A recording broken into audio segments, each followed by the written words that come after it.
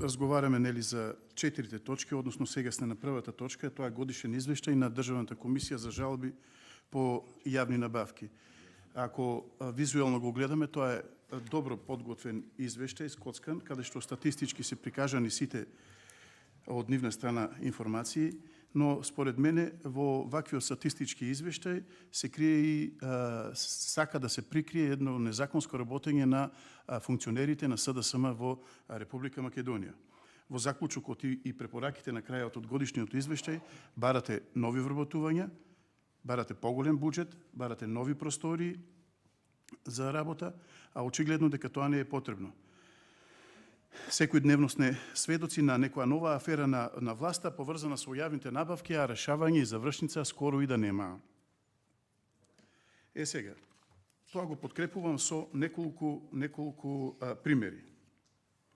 Градоначалникот на општина Аеродром Златко Марин, на кој граѓаните не му видоа 4 години очи, изминатиот период е во фокусот на јавноста, каде што секој ден излегува по некој нов, скандалозно и очигледно коруптивен тендер, каде што општина Аеродром плаќа, например, 1500 евра за лед рефлектор, 150 евра за метар цевка, 300 евра за 1 метар даска и така натаму и така натаму.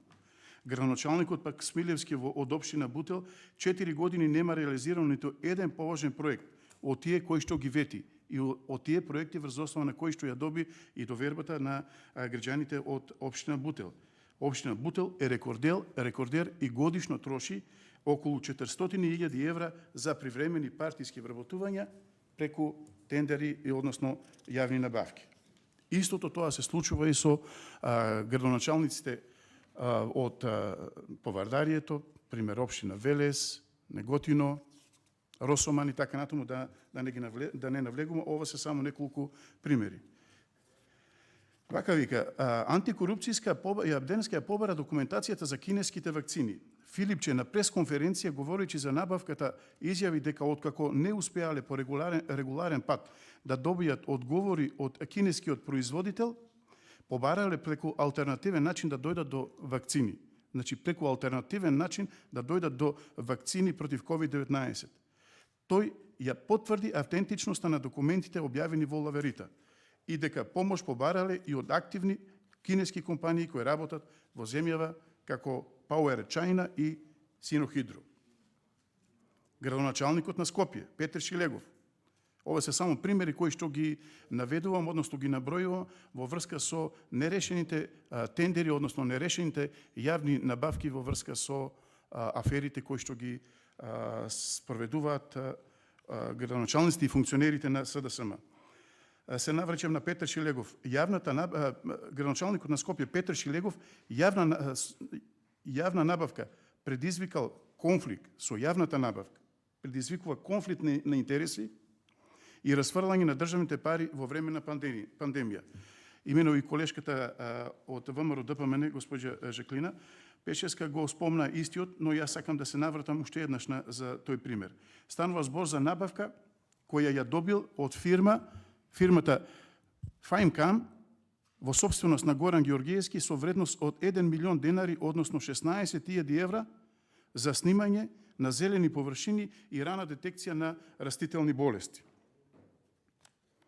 Истиот овој градоначалник Шилегов се крие и молчи откако му доделил тендер на партнерот на министерката Мила Царовска. Значи, во оваа мрежа се вплетени сите функционери од СДСМ, почнувајќи од најниско до највисок ешалон. И сега, да не набројувам повеќе такви примери, че завршам на крајот со тоа што нормално е дека треба да се подигне свеста кај носителите на јавните функции, односно кај раководителите на договорните органи, бидејќи ние тука како парламент, како законодавно тело или како комисија, какви и да заклучоци, одлуки и препораки донесеме, ако свеста која што ја имаат моменталните функционери од СДСМ не ја сменат во своето делување, тогаш ќе ни биде залудно, какви заклучоци да донесеме, какви да се препораки, затоа што ќе ни биде сето џабе. Нормално ги охрабрувам и ги поддржувам Комисијата за жалби по јавни набавки да продолжат така, но истите да бидат непристрасни и да навремено ги завршуваат своите работи. Јас ви благодарам. Ви благодарам. Бидејќи никој